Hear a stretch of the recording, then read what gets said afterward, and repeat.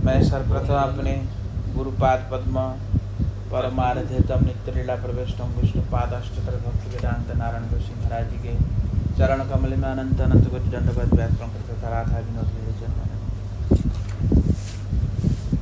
देखो, कल हम लोग सुने थे ना विदग्ध माधव का श्लोक, अनार्पित। ये विदग्ध माधव भी किसने लिखा? रूप गोस्वामी पाद। कौन लिखा है? ललित माधव और विदग्ध माधव, ये दोनों नाटक हैं। क्या है? ये दोनों, इन दोनों ग्रंथों के नाम ललित माधव नाटक, विदग्ध माधव नाटक। वो जो कथा तुमने भेजा था वो बिल्कुल गलत है, ऐसी कुछ कथा है ही नहीं। हमारे नवद्वीप परिक्रमा भक्ति विनोद ठाकुर ने जो लिखा है उसमें ऐसी कुछ कथा नहीं। मैंने कथा किया ना नवद्वीप परिक्रमा महत्व में, जो भक्ति विनोद ठाकुर ने लिखा है, नहीं है? मैंने उसकी कथा किया है, उसमें कहीं भी ऐसा नहीं, समझे? तो हम लोग सुना था कि कैसे अनार्पित चरीम चिरात करुणाया अवतीर्ण कलो। रूप गोस्वामी पाद ने कहा, कृष्ण अनार्पित चरित चिरात करुणाया अवतीर्ण करो। जीव के प्रति करुणा करने के लिए, दया करने के लिए इस कलयुग में अवतरित हुए हैं। किसी की क्या दया करने के लिए? वह सचिनंदन, वो सचिनंदन गौरहरि क्या किया? जीव के ऊपर उन्नत उज्जवल रस का दान करने के लिए इस जगत में प्रकट हुए हैं। महाप्रभु क्या देने के लिए प्रकट हुए हैं? उन्नत उज्जवल रस। इसलिए महाप्रभु ने क्या दिया?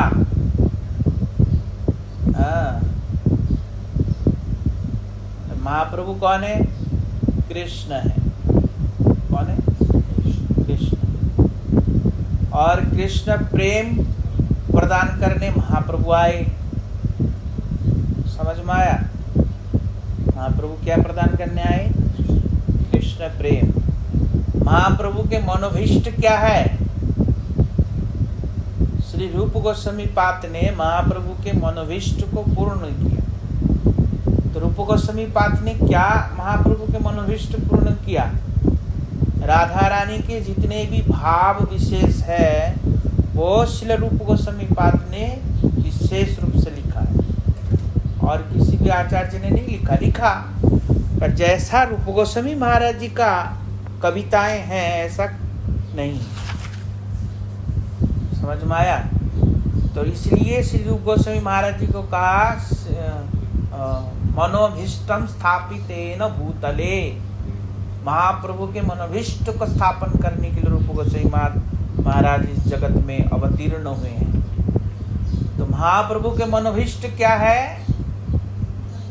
राधा प्रणय महिमा। महाप्रभु के मनोभीष्ट क्या है? राधा प्रणय महिमा। राधा रानी की जो महिमा है, उन महिमा का गान करने के लिए महाप्रभु आए थे इस जगत में। राधा रानी की क्या महिमा है? कृष्ण प्रेम प्रदान करने आए। तो कृष्ण का प्रेम क्या है? श्रीमती ठाकुरानी राधा रानी कौन है? साक्षात कृष्ण प्रेम मूर्ति है। क्या है? साक्षात कृष्ण प्रेम मूर्ति। तो कहने की तात्पर्य कृष्ण प्रेम प्रदान करने का मतलब क्या है? श्रीमती राधा रानी की सेवा प्रदान करने के लिए श्रीमती महाप्रभु आए। क्या है? तो कृष्ण प्रेम कौन है? प्रेम स्वरूपिणी कहा ना, महाभाव प्रेम स्वरूपिणी श्रीमती राधा रानी। तो राधा रानी कौन हुए? कृष्ण प्रेम। तो कृष्ण प्रेम प्रदान करने आए कौन? चैतन्य महाप्रभु। तो कृष्ण प्रेम प्रदान करने मतलब राधा रानी। राधा रानी का मतलब क्या है? राधा रानी की सेवा प्रदान करने के लिए आए महाप्रभु। वो जो उन्नत उज्जवल रस, वो क्या है?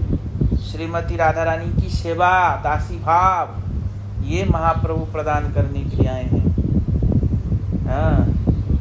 तो श्री गौर अवतार के मूल प्रयोजन के निर्देश में श्री राधा कृष्ण और उनके मिलित तनु श्री गौर तत्व का वर्णन श्री रूप गोस्वामी महाराज जी अपने कर्चा में लिखा है। क्या लिखा?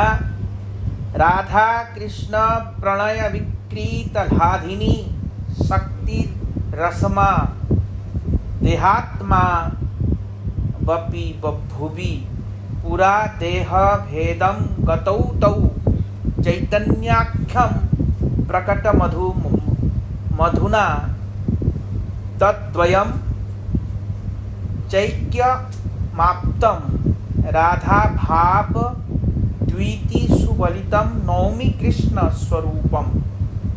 नौमी कृष्ण स्वरूपम क्या कह रहे हैं? श्री कृष्ण के प्रणय की विकार अर्थात प्रेम विलास रूपा श्रीमती शिलाधिनी शक्ति के प्रभाव से श्री राधा कृष्ण स्वरूपतः एक आत्मा है। राधा कृष्ण स्वरूप तो क्या है? एक ही है।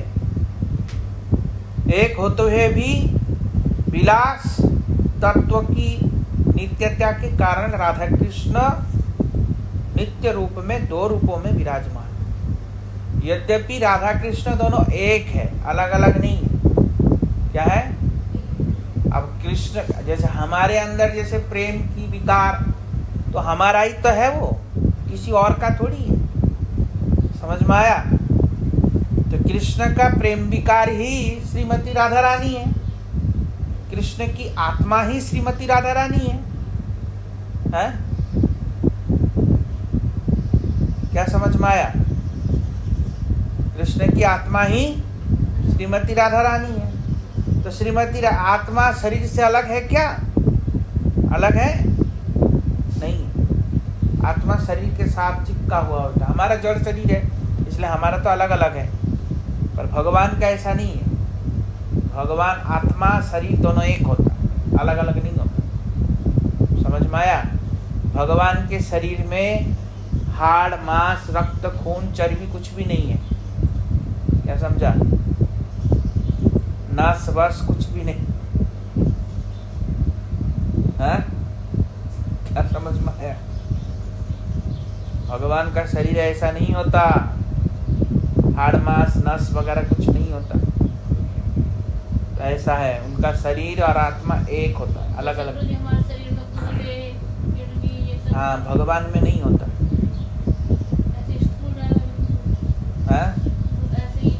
पूर्ण रहते हैं, जैसे आत्मा होता है ऐसा ही चिन्मय। उसमें खून भी नहीं है, काटने से खून नहीं निकले। समझ में आया? भगवान का ऐसा दिव्य शरीर होता है, तो इसलिए उनका शरीर और आत्मा एक होता है। उनका शरीर आत्मा क्या होता है? आत्मा का ही तो शरीर होता है ना, वो अलग क्या हो? हमारा शरीर अलग है, आत्मा अलग है, इसलिए अलग अलग। और उनका आत्मा का ही तो शरीर होता है, इसलिए अलग अलग नहीं। ऐसे ही जीवात्मा का भी होता है। जो नित्य शरीर जब प्राप्त होता है तब उसके गुर्दे फुर्दे नहीं होता, नस किडनी हड्डी नहीं होता, दिल भी नहीं होता। समझ में आया? तो ऐसा कुछ भी नहीं होता। समझ में आया? तो इसलिए ऐसा होता है। तो इसलिए कह रहे हैं राधा कृष्ण स्वरूपतः एक ही है, अलग अलग बिल्कुल भी नहीं है। हाँ, फिर भी लीला विलास तत्व नित्यता के कारण, विलास तत्व नित्यता के कारण मतलब क्या? राधा कृष्ण विहार विलास करते हैं ना, विहार विलास। तो विलास के कारण नित्य ही दो रूपों में विराजमान है, विलास के कारण। तो भगवान अपनी सेवा खुद ही कर रहे हैं, जब भगवान राधा रानी है तो हाँ खुद ही सेवा कर रहे हैं। और क्या? इसलिए तो भगवान आप्त काम आप्त राम सब कुछ है, उनको किसी की आवश्यकता नहीं। फिर गोपियां उलाहना क्यों दे रही है भगवान को, जब वे रास में से चले गए? तो ये विलास रूप बता तो रहा हूं, सुनी नहीं रही है क्या? समझ में नहीं आ रहा है? आ गया। विलास रूप दो रूप में विराजमान है, तो विलास कैसे होगा? अगर उल्हाना नहीं देंगे तो विलास कैसे होगा? क्या समझ में आया? तो विलास, दोनों विलास करने के लिए ऐसा दो रूपों में विराजमान है। दो तत्व अब एक स्वरूप में श्री चैतन्य तत्व रूप में प्रकट हुए हैं। वही दो तत्व ही एक रूप में कौन प्रकट हुआ? भगवान चैतन्य महाप्रभु प्रकट हुआ है। क्या समझ में आया? कौन है? उतना दूर से क्यों कर रहा है? हैं? तो क्या हो रहा है? वही एक तत्व रूप में भगवान चैतन्य महाप्रभु आए हैं। कांति के द्वारा सुबलित उन्हीं श्री कृष्ण स्वरूप गौर सुंदर को मैं प्रणाम करता हूं। जो वही चैतन्य महाप्रभु हैं, कौन? राधा कृष्ण एक होकर के जो आए, मैं ऐसे महाप्रभु को क्या करता हूं? प्रणाम करता हूं। राधा या महाप्रभु का आने के कारण तीन कारण हैं। बैठ जा। महाप्रभु के आने का तीन कारण है। तीन क्या क्या कारण है ये याद रखना चाहिए। राधाया प्रणय महिमा कीदृशो वान्यैवा स्वाध्यो येनाद्भूत मधुरिमा कीदृशो वा मदीय स्वख्यान चास्य मदनुभवतः कीदृशम वेत्ति लोभा। बोलते हैं श्रीमती राधिका के अलौकिक प्रेम महिमा। पहला कारण क्या है? राधा रानी की अलौकिक प्रेम महिमा कैसी है? पहला कारण क्या है? राधा रानी की प्रेम महिमा कैसी है? राधा रानी का जो अलौकिक कृष्ण के प्रति प्रेम की महिमा है वो कैसी है? वह मेरी अद्भुत मधुरिमा कैसी है? पहले तो राधा रानी की प्रेम महिमा कैसी है, दूसरा क्या है? मेरा अलौकिक महिमा कैसा है? अलौकिक मधुरिमा, मधुरिमा या महिमा, समझ में आया? मेरा अलौकिक महिमा कैसा है और राधा रानी का प्रेम माधुरी कैसा है? हाँ, मेरी माधुरिमा अनुभूति से श्रीमती राधिका को कौन सा अनिर्वाचनीय सुख प्राप्त होता है? मेरे को दर्शन करके, मेरा संग प्राप्त करके श्रीमती राधा रानी को ऐसा कौन सा सुख प्राप्ति होता है? हाँ, इन तीन विषयों के प्रति लोभ उत्पन्न होने से श्री कृष्ण चंद्र ने सची गर्भ समुद्र में जन्म ग्रहण किया। इन तीन विषय में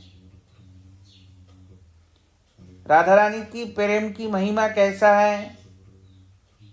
हाँ, और कृष्ण की मधुरिमा कैसा है? क्या है? कृष्ण की मधुरिमा कैसा है? राधा रानी को कौन सा सुख की प्राप्ति होती है? हैं?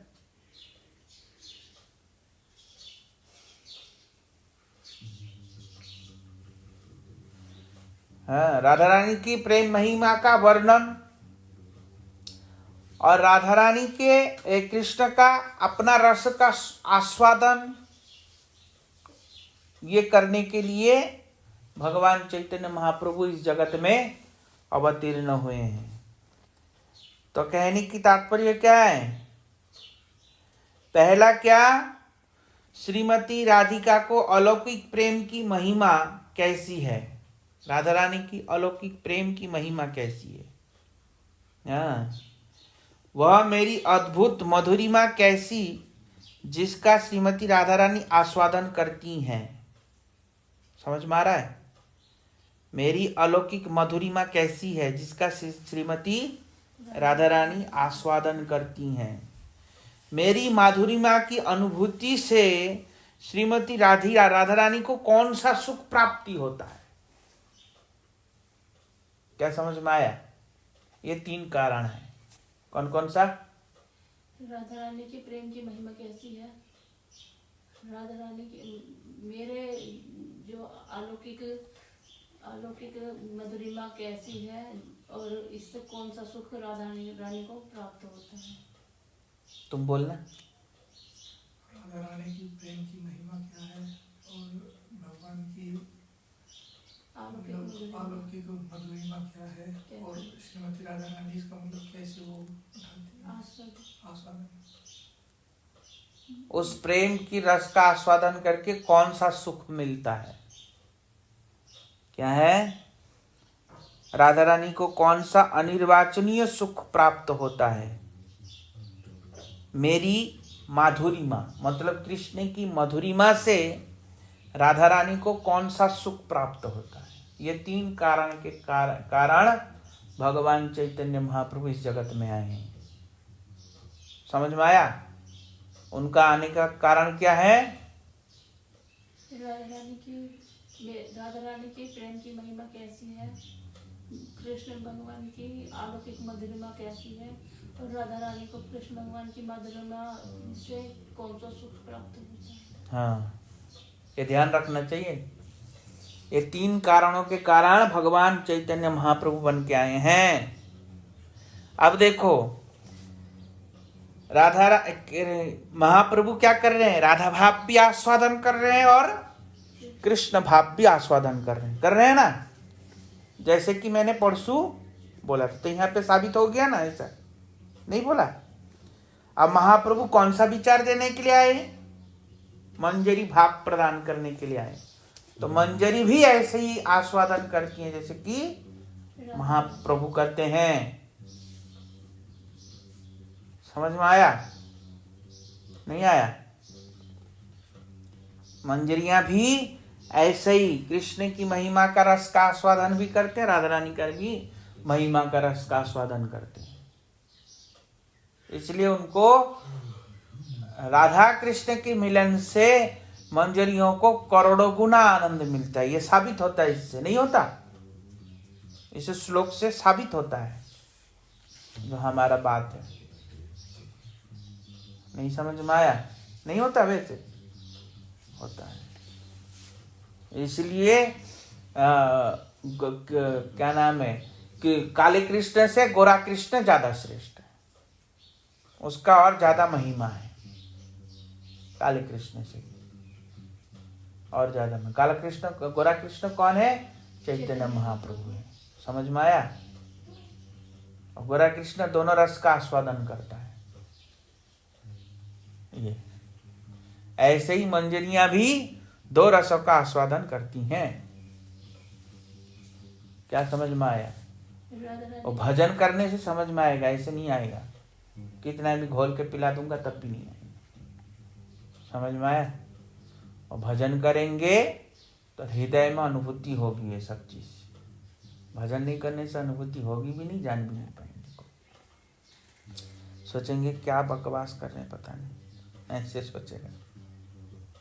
नहीं समझे? तो ये 3 कारणों के कारण भगवान चैतन्य महाप्रभु इस जगत में आए। इसलिए कह रहे कारण दर्शक का संकर्षण कारण दशाई गर्भ दशाई च पयोभ्यस्याई शेषस्य यस्यं सकलः स नित्यानंदख्यारा शरणं ममस्तु। अब मैं संकर्षण कारण दशाई विष्णु, गर्भदक्षाई विष्णु, क्षीरदक्षाई विष्णु, शेष जिनके अंश और कला है, उन्हीं श्री नित्यानंद प्रभु को मैं बलराम प्रभु को प्रणाम करता हूँ। कौन कह रहे हैं? कृष्णदास कविराज गोस्वामी प्रभु कह रहे हैं। हाँ, उनको प्रणाम करता हूँ। माया से अतीत सर्वव्यापक वैकुंठ में वासुदेव, संकर्षण, प्रद्युम्न और अनिरुद्ध उस पूर्ण ऐश्वर्य युक्त चतुर्व्यूह में जो संकर्षण रूप में विराजमान है, उन नित्यानंद प्रभु बलराम के श्री चरण कमलों में मैं शरणागत होता हूँ। क्योंकि जो संकर्षण है चतुर्व्यूह, वैकुंठ में कौन है? चतुर्व्यूह है। क्या कहते हैं उसको? कौन कौन है चतुर्व्यूह में? अभी तो बताया, वासुदेव, संकर्षण, प्रद्युम्न, अनिरुद्ध, ये 4 चतुर्व्यूह है वैकुंठ का। प्रद्युम्न और अनिरुद्ध गुरु जी उनके पुत्र हैं, तो और वैकुंठ में भी है, नहीं समझे? ओ वैकुंठ में भी है। तो वैकुंठ में ये 4 चतुर्व्यूह है। क्या है? 4 चतुर्व्यूह है।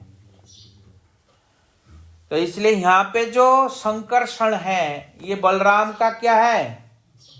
प्रकाश है। किसकी प्रकाश है? हाँ, यह द्वारिका संकर्षण का प्रकाश है, वैकुंठ वाले। द्वारका कृष्ण, संकर्षण बोला ना, कृष्ण बोला। मतलब संकर्षण जो है आप बता रहे द्वारका कृष्ण है, उनके प्रकाश। देखो, द्वारिका में भी संकर्षण है। संकर्षण बलदेव है द्वारिका में। जो कृष्ण बलराम है वो संकर्षण बलदेव है। कौन है? संकर्षण बलदेव। जो द्वारिका में बलदेव है ना, वो संकर्षण है, प्रथम संकर्षण। वो प्रथम चतुर्व्यूह में आता है।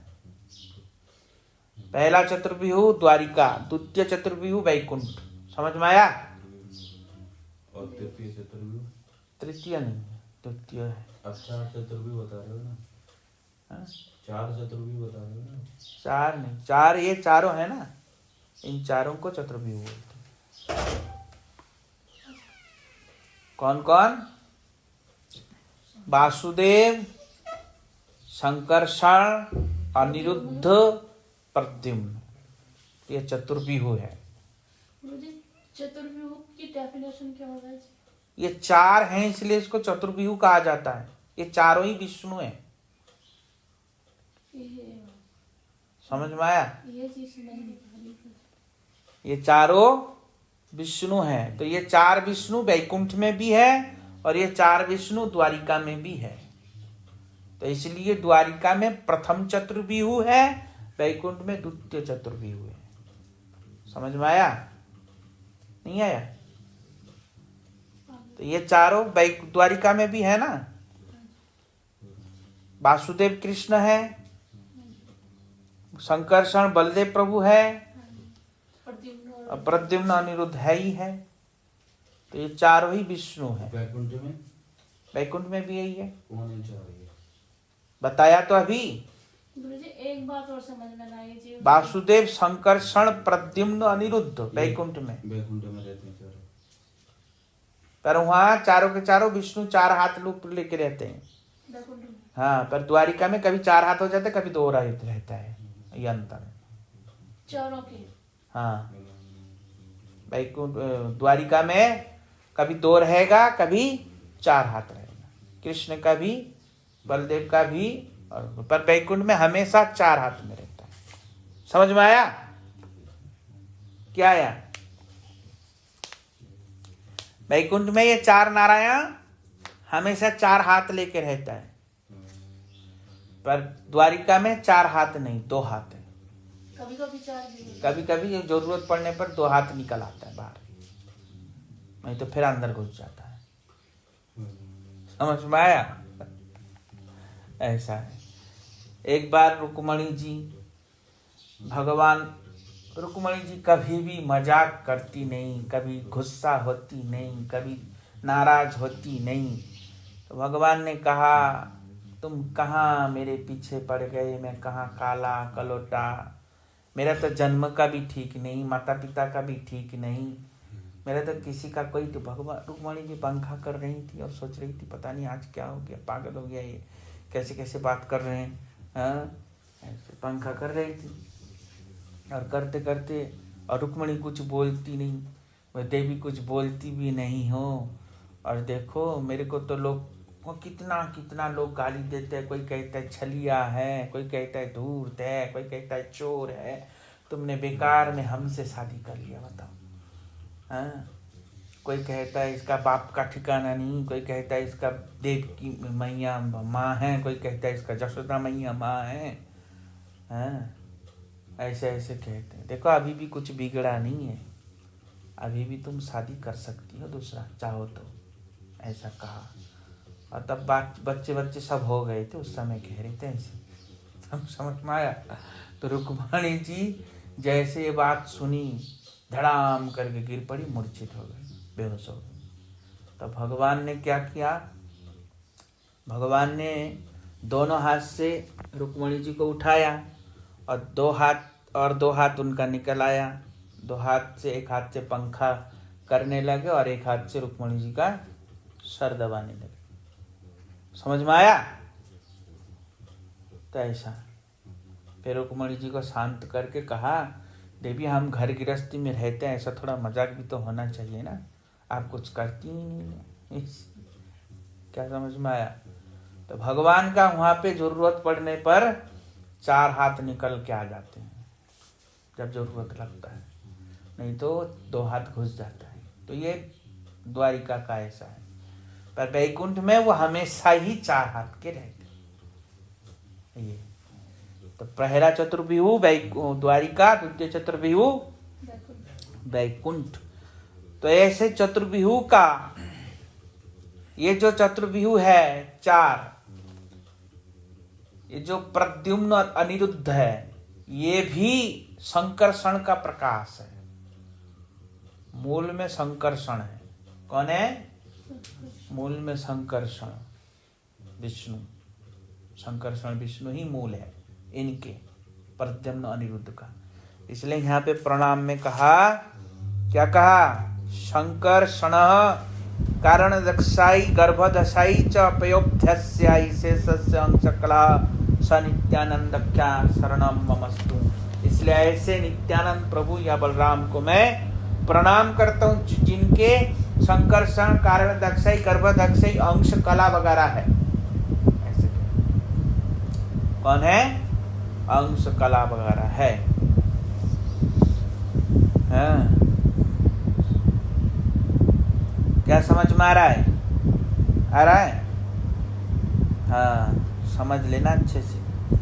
जिनके एक अंश स्वरूप माया के स्वामी आदि पुरुष अवतार ब्रह्मांडों के आश्रय स्वरूप कारण रक्षाई विष्णु है, उन नित्यानंद बलराम को मैं प्रणाम करता हूं।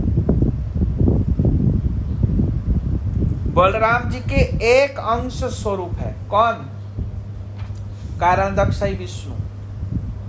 कारण दक्षाई विष्णु एक अंश स्वरूप है, पुरुष अवतार है कारण दक्षाई विष्णु। किसके अंश है? बलदेव के। संकर्षण बलदेव एक की बात, उनके अंश रूप है कारण दक्षाई विष्णु। जो क्या करते हैं? अनंत करोड़ ब्रह्मांड के मालिक है वो कारण दक्षाई विष्णु, जिनके रोम कोप से अनंत करोड़ ब्रह्मांड निकलते हैं। संकर्षण कैसे निकले गुरुजी? विष्णु जी के निकले। देखो वो भी तो विष्णु है। संकर्षण के अंश है कारण दक्षाई विष्णु। किसका अंश है? संकर्षण के अंश है कारण दक्षाई विष्णु।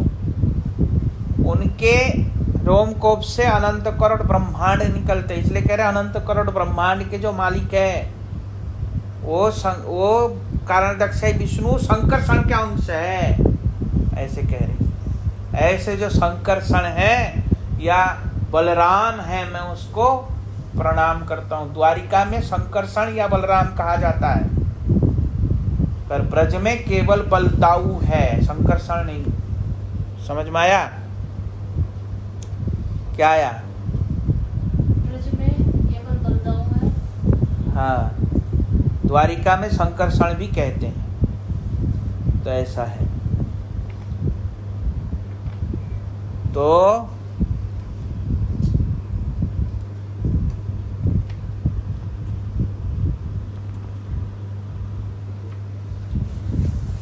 तो इसलिए ऐसे नित्यानंद को मैं प्रणाम करता हूं। कौन कह रहे हैं? कृष्णदास कविराज गोस्वामी पाद कह रहे हैं, जिनके अंश के अंश जब जीवों के परमात्मा और पालनकर्ता क्षीरोदाक्षाई विष्णु है तथा जिनके क्षीरोदाक्षाई विष्णु कला पृथ्वी को धारण करने वाले अनंत है, उन नित्यानंद बलराम को मैं प्रणाम करता हूँ। देखो, अंश के अंश कौन है?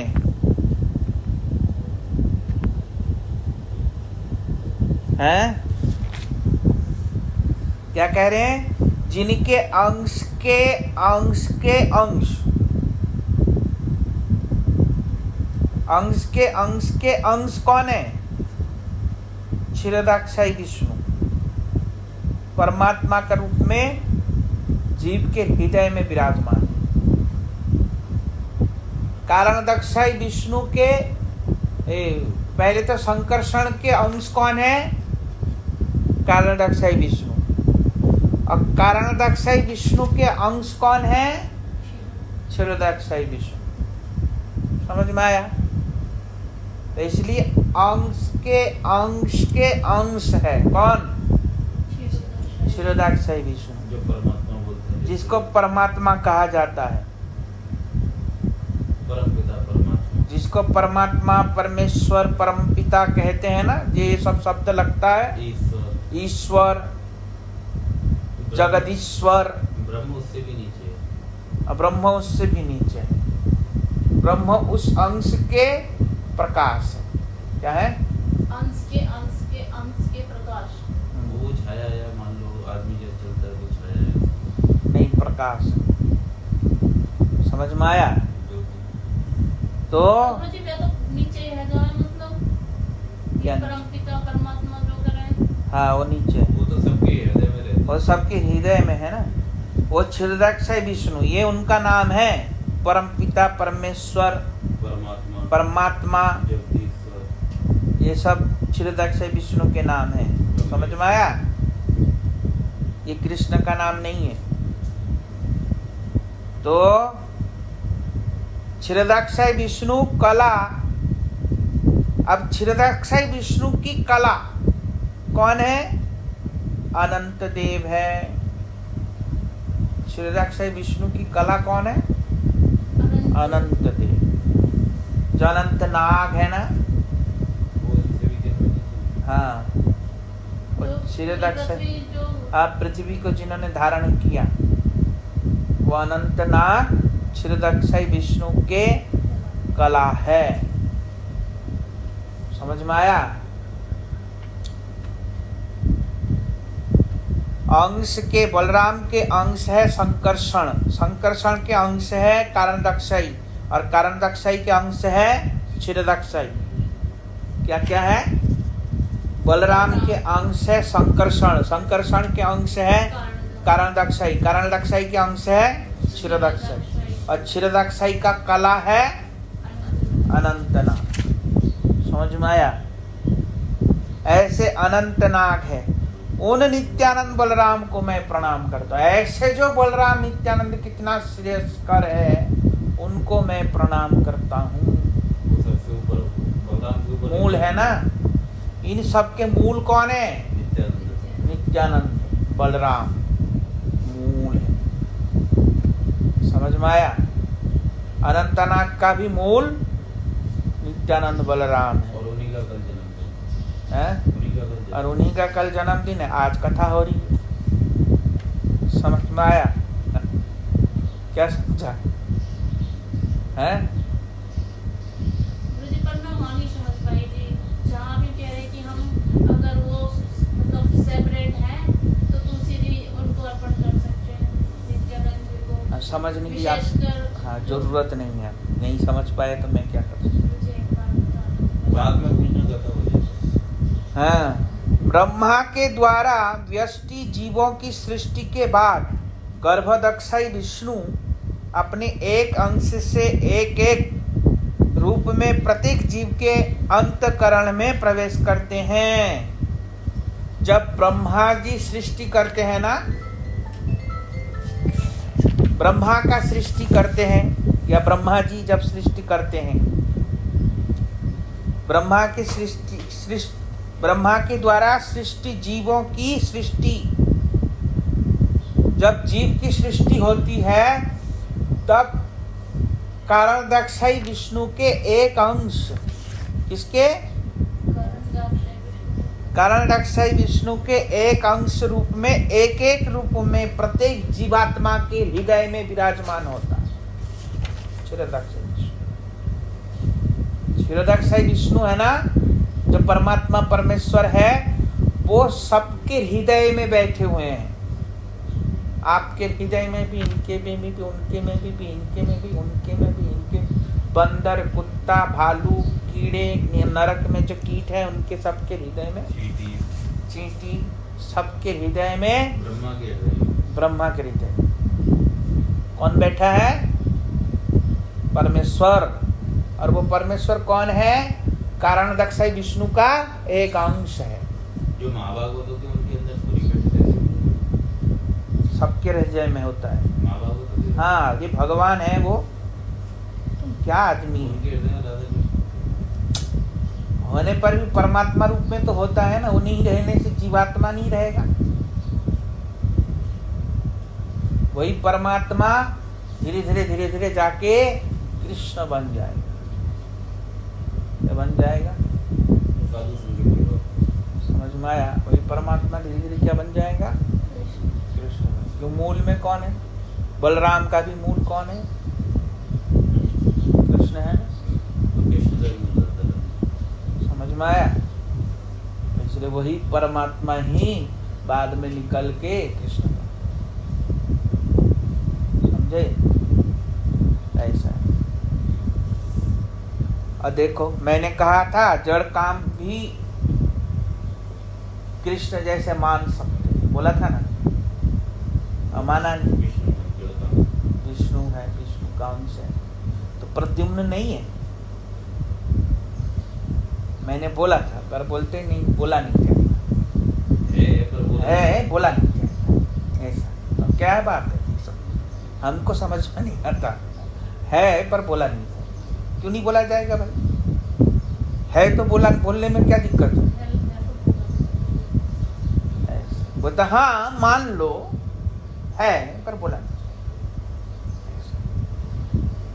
मैंने उदाहरण दिया था ना, मैंने बोला वो जो कामदेव था, जो शिव ने भस्म किया, वही तो फिर प्रद्युम्न बन के आया। तो प्रद्युम्न तो विष्णु है, ऐसा कहा। मैंने तर्क दिया, तो हाँ है। मैंने बोला फिर रति तो मरी भी नहीं थी, और रति तो दोबारा उससे भी विवाह किया। रति का मतलब प्रेम होता है, और रति भी राधा रानी का अंश है। समझ में आया? वही रति बाद में प्रेम रूप में परिवर्तित हो जाता है। प्रेम स्वरूपिणी श्रीमती राधा रानी है। मूल इनके कौन है? राधा रानी।